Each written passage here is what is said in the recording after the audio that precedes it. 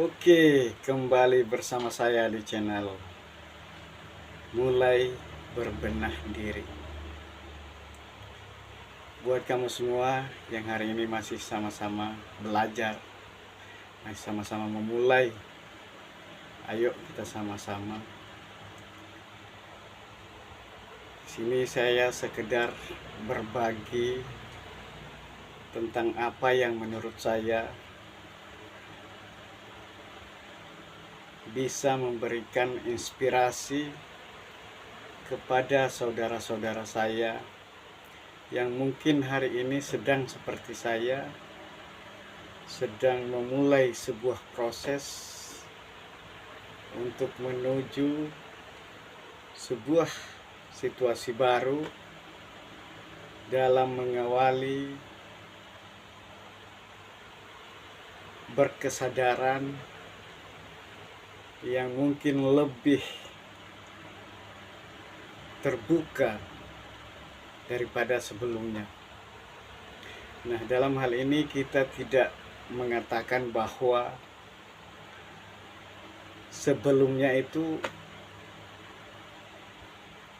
kurang, tetapi karena kita memang tidak pernah mengetahui, sebagai manusia biasa tentunya kita tidak akan pernah mengetahui dengan utuh yang mana dalam berkesadaran yang dianggap masih kurang, yang dianggap sudah lumayan, atau yang mana yang sudah lebih. Jadi apa yang bisa kita lakukan di sini hanya terus meningkatkan, terus berusaha agar sekiranya selalu ada perkembangan yang lebih baik daripada sebelumnya. Jadi poin utamanya di situ bahwa kita hanya bisa berusaha, kita hanya bisa bersyariat. Selanjutnya yang Maha Kuasa sendiri yang akan memberikan pencapaian selanjutnya seperti apa. Nah, sebelumnya kita sudah membahas bagaimana langkah-langkah awal, bagaimana kita bersikap di dalam memulai untuk menuju kesadaran yang lebih terbuka daripada sebelumnya. Jadi di sini kita akan memasuki sebuah situasi baru di mana kita anggap kita sudah memulai yang kemarin. Artinya di sini kita sudah mulai melangkah masuk ke situasi yang tentunya sudah ada pembekalan penerimaan sebelumnya.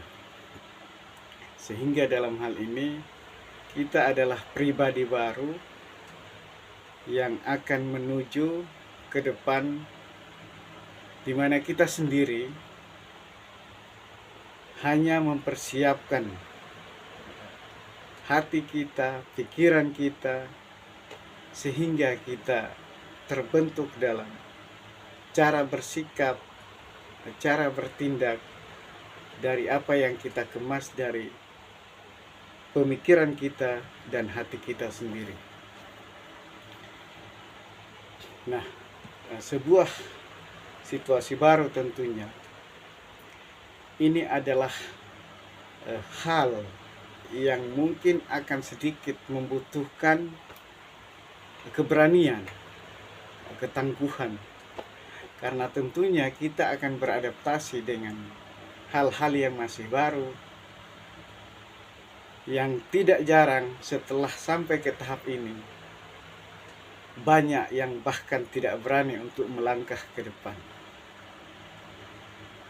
Nah, artinya di sini sedikit pandangan bahwa secara umum orang-orang yang kembali ke jalan ini untuk menuju sesuatu yang lebih murni, di mana mencari, menggali tentang hakikat dari kehidupan itu sendiri, tentang hakikat dari ciptaan dan penciptaan itu sendiri, di sini biasanya akan selalu dikaitkan dengan fenomena-fenomena yang kemudian kita alami, situasi-situasi yang kemudian menimpa kita.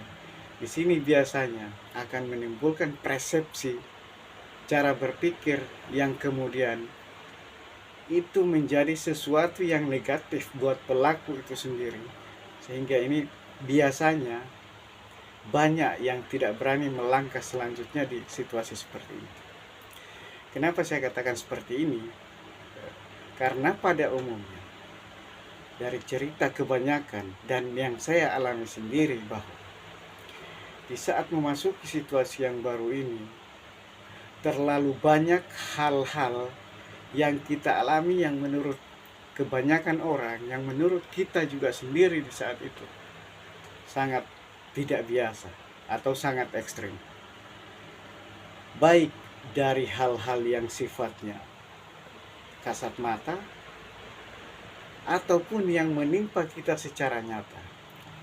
Nah, orang-orang banyak mengatakan bahwa para pencari, para pejalan spiritual biasanya akan menemukan masalah-masalah yang tidak biasa yang kemudian itu menjadi akrab dengan mereka.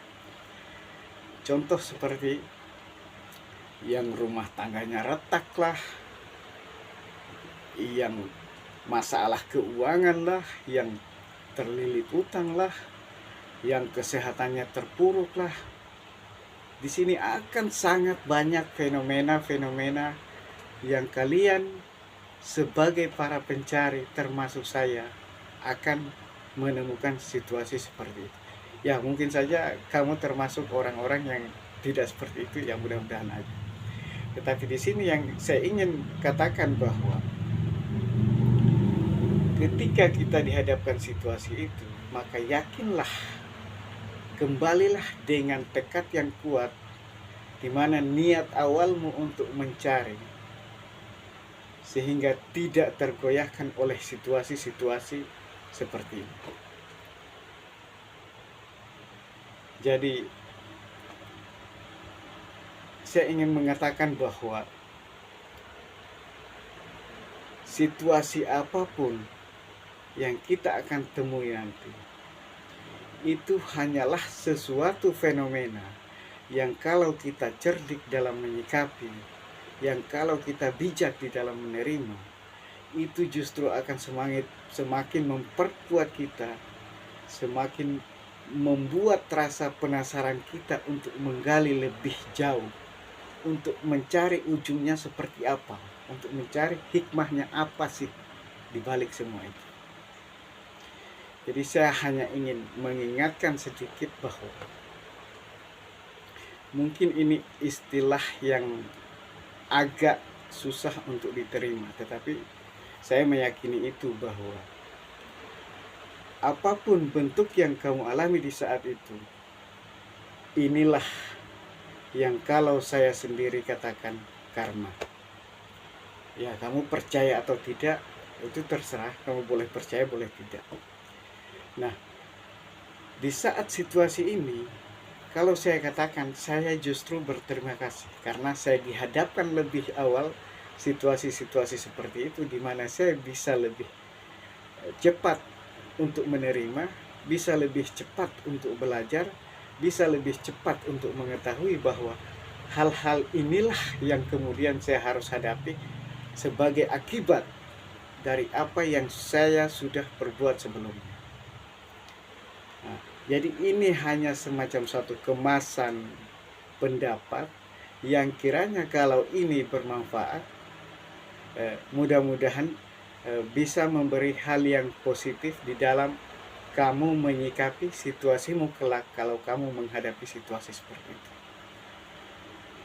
Nah, saya ingin katakan bahwa itu hanyalah masa kalibrasi, masa pemrograman ulang dari anggota tubuh kita, organ-organ tubuh kita, cara berpikir kita, sehingga kita bisa menerima semua situasi ini. Dan kemudian kalau memang betul-betul kita sudah memasrahkan, membuka diri untuk menerima semua ini, bahwa inilah yang memang seharusnya saya lewati, Nah, saya katakan, saya doakan mudah-mudahan bisa melewati semua itu. Jadi intinya ini hanya sebagai sedikit pendapat bagi para pencari. Mudah-mudahan di hal-hal seperti ini tidak dihadapi, tetapi kalaupun dihadapi, mudah-mudahan bisa menerima bahwa inilah akibat-akibat dari keterlambatan saya memahami selama ini, sehingga apa yang sebetulnya sudah saya perbuat, inilah yang kemudian menjadi simpanan bagi semesta, yang ketika saatnya tiba saya dihadapkan kembali untuk mempertanggungjawabkan. Jadi, disitulah saya ingin katakan bahwa suka atau tidak suka, mekanisme alam sudah bekerja sedemikian rupa. Kecerdasan semesta tidak akan pernah keliru di dalam memprogram dari apa yang sudah kita program sebelumnya untuk semesta. Jadi semua hanya pengembalian yang memang ya seperti itulah sistem kerjanya. Jadi saya ingatkan satu hal, bahwa para pencari ketika dihadapkan di situasi yang benar-benar sulit, baik itu ekonomi, masalah kesehatan, masalah hubungan, atau masalah kemakmuran, ketika dihadapkan di situasi sulit tentang semua itu, saya ingin katakan bahwa 99% para pejalan itu bisa melewati tahapan itu. Tetapi ketika dihadapkan di situasi di mana diberi gemerlapan, diberi keberlimpahan, diberikan hubungan yang lebih bagus, di situasi seperti ini biasanya jauh lebih sulit untuk melewatinya, karena kebanyakan terlena ketika dihadapkan situasi ini. Jadi ya, semoga saudaraku yang hari ini menjadi sama-sama pencari, sama-sama mengawali seperti saya, semoga apa yang sudah saya bahasakan dari pengalaman saya ini bisa menjadi suatu bekal, bisa menjadi suatu pendapat yang bisa memberikan pengaruh di dalam menyikapi situasinya kelak. Tetap semangat, pusatkan kesadaran di tubuh kita, jangan biarkan terlalu berkeliaran kemana-mana, jangan biarkan terlalu menghuni kepala orang lain. Berikan perhatian sedikit kepada tubuh kita sendiri. Nah, ciptakan rasa yang selalu membuat kita jauh lebih bahagia, lebih positif. Hadirkan rasa yang bisa menyemangati, dan biarkan rasa yang timbul dari perhatian kita ini terhubung kepada sesuatu yang maha besar, kepada yang maha cerdas. Biarkan pikiran kita tidak memahami sistem kerja seperti itu, tetapi yakinlah bahwa dari rasa yang kita timbulkan, yang kemudian memberikan efek kebahagiaan dari seluruh tubuh kita, itulah yang kemudian akan terhubung kepada yang maha cerdas. Jadi jangan pernah ragukan ketika pikiranmu tidak mengerti, jangan pernah takut ketika otakmu tidak bisa memahami, tetapi yakinlah dari rasa yang kamu bangun, kebahagiaan yang kamu bangun, yakinlah bahwa semua ini adalah efek dari keterhubungan dari yang maha cerdas. Terima kasih.